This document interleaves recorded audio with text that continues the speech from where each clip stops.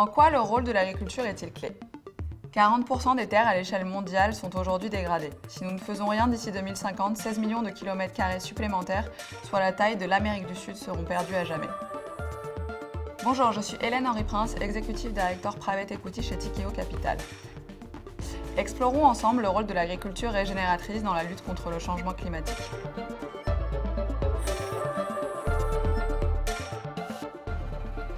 L'agriculture est le deuxième secteur le plus émetteur de gaz à effet de serre au monde.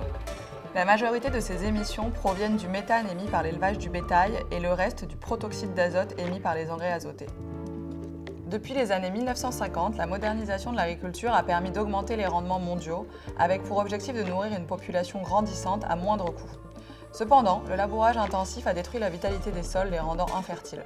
Les engrais ont été créés afin de stimuler la productivité des sols, tandis que les herbicides et les pesticides ont été mis au point afin d'éradiquer mauvaises herbes et insectes. L'agriculture régénératrice peut-elle contribuer à lutter contre le changement climatique ?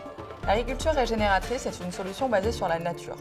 Elle encourage les pratiques de gestion des terres fondées sur la photosynthèse naturelle des plantes, afin de fermer le cycle du carbone, restaurer la santé des sols, la résilience des cultures et la densité des nutriments.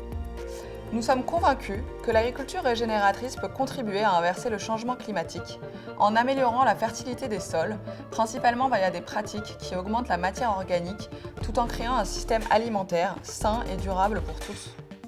Le sol est le plus grand puits de carbone naturel au monde, avec les océans, et contient plus de 2000 milliards de tonnes de CO2. L'intérêt des pratiques régénératrices réside dans leur capacité à séquestrer davantage de carbone dans le sol.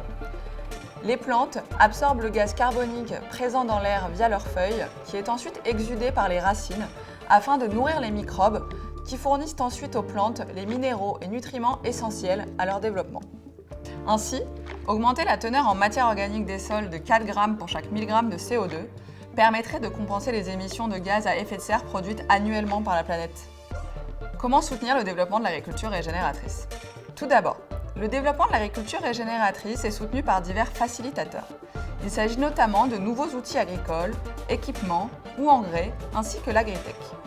De plus, ce développement exige un changement de fond des pratiques agricoles, en améliorant par exemple la formation, le recrutement ou en utilisant plus efficacement les technologies existantes.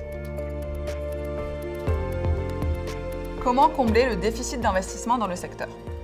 Les pratiques liées à l'agriculture régénératrice nécessitent un financement important.